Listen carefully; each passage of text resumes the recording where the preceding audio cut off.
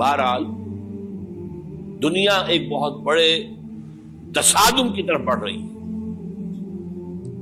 اب میں اس سے اگلی بات جو کہنا چاہتا ہوں اس کے لیے پہلے سے معذرت کروں. خوشخبری میں نے دی ہے تو بدخبری بھی مجھے دی.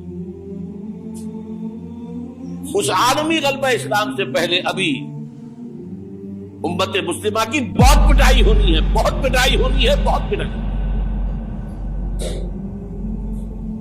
یہ میں نہیں کہہ رہا، حضور نے کہا ہے. کتاب الملاحم احادیث کی کتابوں کے آخر میں یہ 4 ابواب جو آتے ہیں جن کو عام طور پر علماء بھی نہیں پڑھتے، اس لیے کہ ان سے کوئی فقہی مسئلہ تو نکلتا نہیں، ان سے کوئی شرعی حکم نہیں نکلتا، وہ تو پیشین گوئیاں ہے. کتاب الفتن کیسے کیسے فتنے اٹھیں گے، کتاب الملاحم کیسی کیسی جنگیں ہوں گی، کتاب اشراط الساعہ قیامت کی علامات کیا ہوگی، کتاب علامات القیامہ یہ کیا ہوں گے.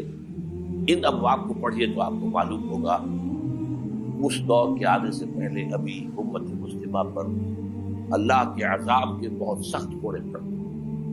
معافی چاہتا ہوں.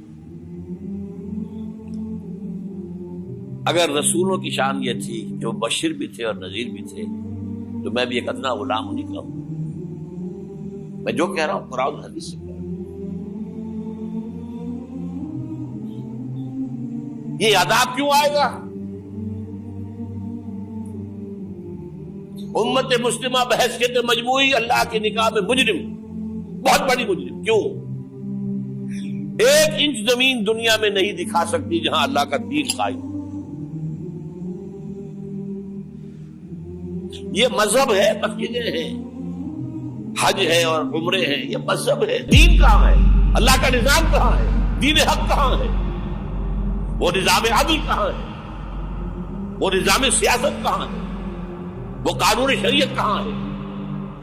آپ کی ساری معیشت سود کے اوپر ہے، اور سود سے زیادہ بڑا گھناؤنا جرم کوئی نہیں، سود سے زیادہ بڑا گھناؤنا گناہ کوئی نہیں، جس کے بارے میں حضور نے فرمایا الربا 70 جزءا یحوما. 2 حدیثیں ہیں. یہ ربا کے 70 حصے ہیں یا 70 گناہ ہیں. 70 گناہ ہیں جن میں چھوٹے بھی ہیں بڑے بھی ہیں. 70 گناہ. ایسا رہا ان میں سب سے چھوٹا اس کے مساوی ہے ان کہ الرجل امہ، کہ کوئی شخص اپنی ماں سے زنا کرے. سنن ابی داؤد کی روایت ہے، سن لیجیے پڑھ لیجیے. سارا نظام آپ کا کہاں ہے؟ تجارت ہو تو اس پر ہے، زراعت ہو تو اس پر ہے. بیج لیا تھا تو سودی قرضے پہ لیا تھا، اس کے بعد جو اس کے لیے کھاد خریدی تھی سودی قرضے پہ خریدی تھی، پیسٹیسائڈ خریدے تھے سودی قرضے پہ خریدے تھے. اس کے بعد اگر کوئی ہارویسٹر لیا ہے، کوئی اور لیا، ٹریکٹر لیا تو سودی قرض. سود ہر دانے گندم میں سود ہے. کوئی شخص بچا ہوا نہ، میں بچا ہوا نہ بچے ہوا، کوئی بچا ہوا. سارا کاروبار، ساری صنعت و حرفت، ساری حکومت، پوری حکومت، پوری قوم سود کے اندر جکڑی. ایک ایک شخص. کہاں ہے اسلام؟ آپ میری بات سمجھ لیجئے. اسلام کے 2 حصے کر لیجئے. اسلام بطور مذہب، اسلام بطور دین. اور یہ تو آپ قرآن پڑھتے ہیں، پورے قرآن میں مذہب کا لفظ تو آیا ہی نہیں ہے. حدیث کے ذخیرے میں بھی میری امکان، میرے معلومات کے تک کہیں نہیں.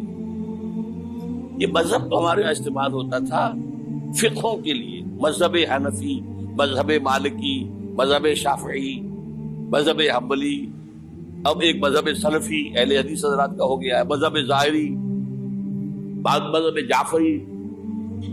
یہ فقہوں کے لیے تھا. مذہب کیا ہے؟ مذہب کا نام 3 چیزوں کا مجموعہ مذہب ہے. کچھ عقائد، کچھ عبادات، کچھ رسومات. بچہ پیدا ہوگا تو کیا کریں گے؟ عقیقہ کریں گے.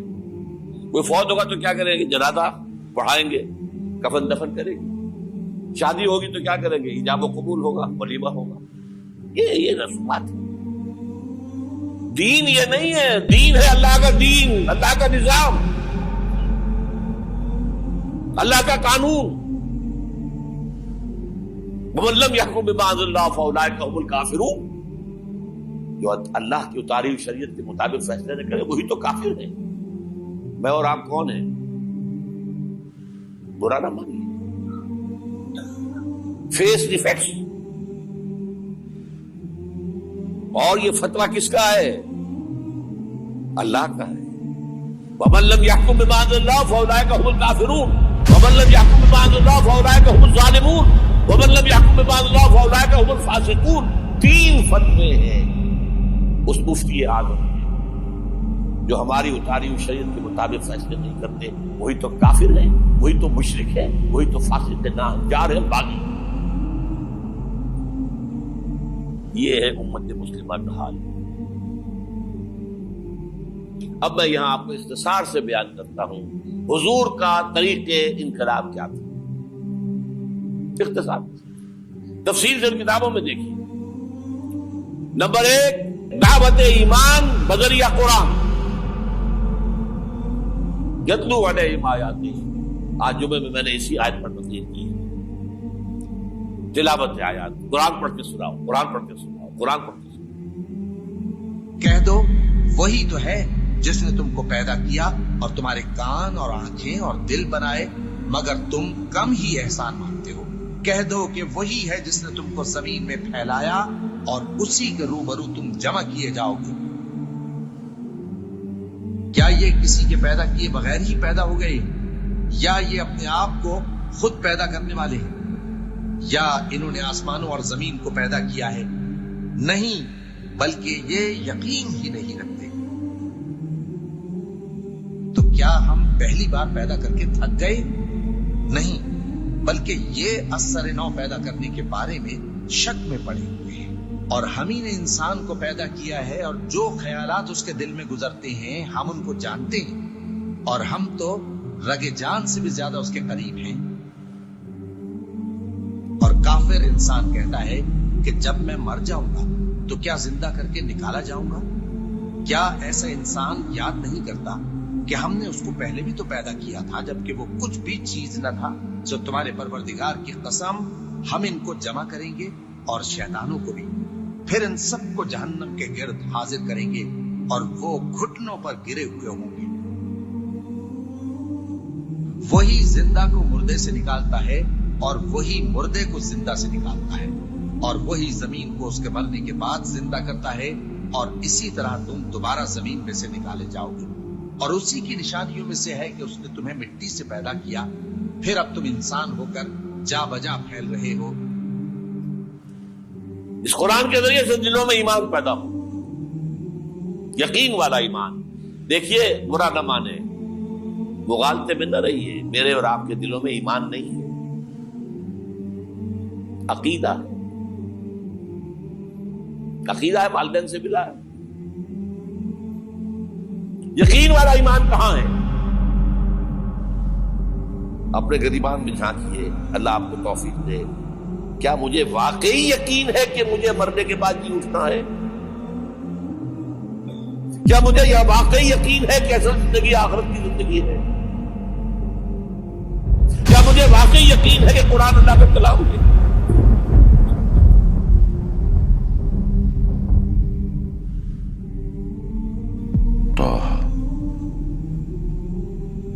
ما أنزلنا عليك القرآن لتشقى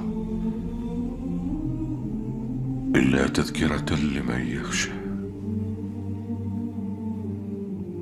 تنزيلا ممن خلق الأرض والسماوات العلى الرحمن على العرش استوى له ما في السماوات وما في الأرض وما بينهما وما تحت الثرى وأن تجهر بالقول فإنه يعلم السر وأخفى الله لا إله إلا هو